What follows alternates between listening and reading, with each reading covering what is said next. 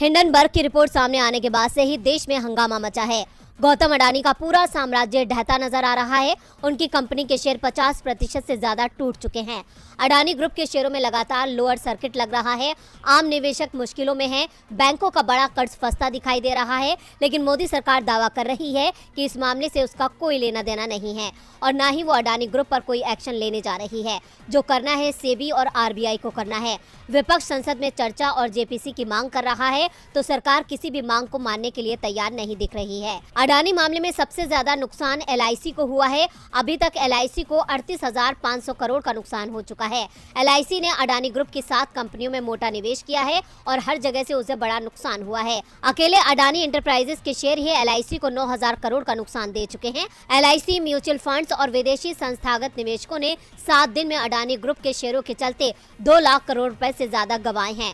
ऐसे में अब नजरें सोमवार को संसद सत्र पर होंगी। विपक्ष साफ कर चुका है कि उसकी मांग नहीं मानी गई तो वो संसद नहीं चलने देगा।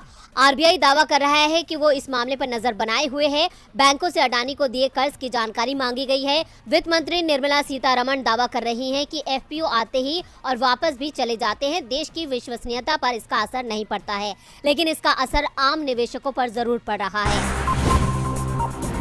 सरकार देश में समान नागरिक संहिता लागू करने के संकेत दे रही है। बीजेपी शासित राज्यों में इसे लेकर तैयारियां शुरू हो गई हैं। कमेटी गठित हो रही है। साफ है, बीजेपी यूसीसी के जरिए 2024 में बहुसंख्यक वोटों को हासिल करने की कोशिश में जुटी है।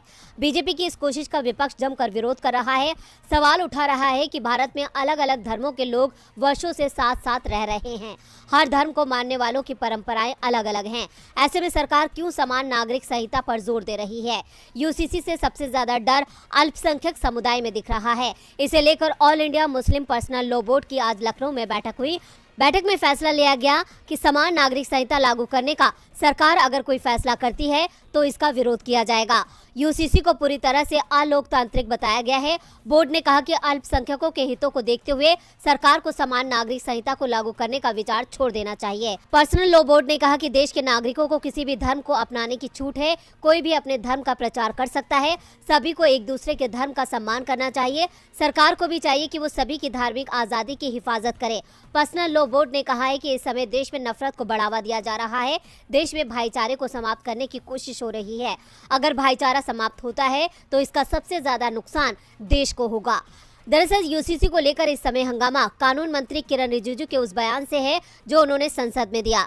रिजिजू ने कहा कि समान नागरिक संहिता से संबंधित मामला 22वें विधि आयोग द्वारा अपने विचार के लिए लिया जा सकेगा, जिसके बाद बीजेपी इस मुद्दे को हवा देने में जुट गई है।